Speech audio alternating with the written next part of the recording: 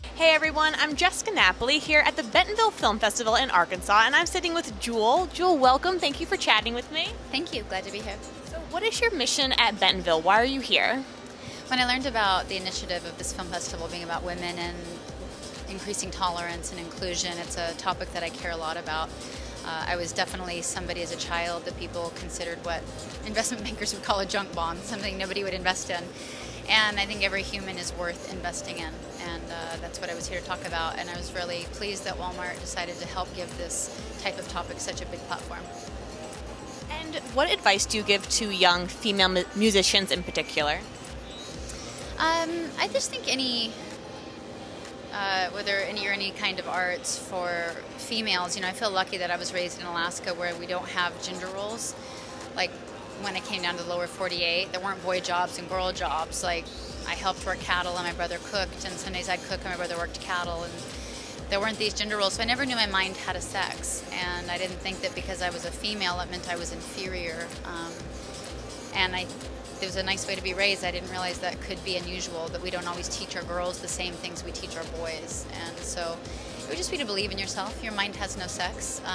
You're as capable. You might not be as strong, but you're as capable as anyone, and you can rely on yourself to figure out what's right. The theme, obviously, of this week is inclusion and diversity. And how do you think Hollywood, the film industry, media can improve upon that? I think Gina, when I was listening to Gina Davis talk, she had a great point that the actual numbers of women in the workforce might not be as high as we'd like them, but they're not even being represented in film or TV.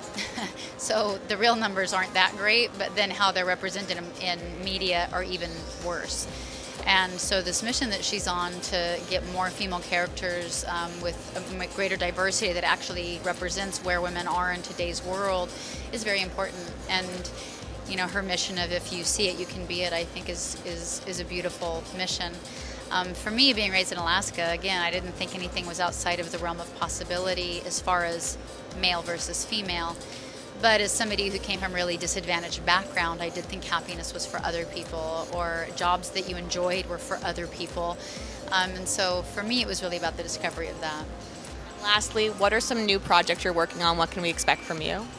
I'm starting to work on the whole human model, where I'm creating curriculum for public school kids so that they can have some mindfulness and emotional quotient skills to handle the world that they're actually dealing with, helping them with their anxiety, depression, overwhelming, the bullying, those types of things.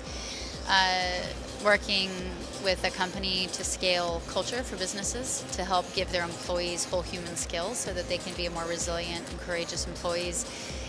Which means you have to create more resilient and courageous humans so they can show up to work that way. And then doing that as well for toddlers through children programming. So I'm excited. Thank you so much for chatting. It's been a pleasure, and good luck and congratulations about being here. Thank you.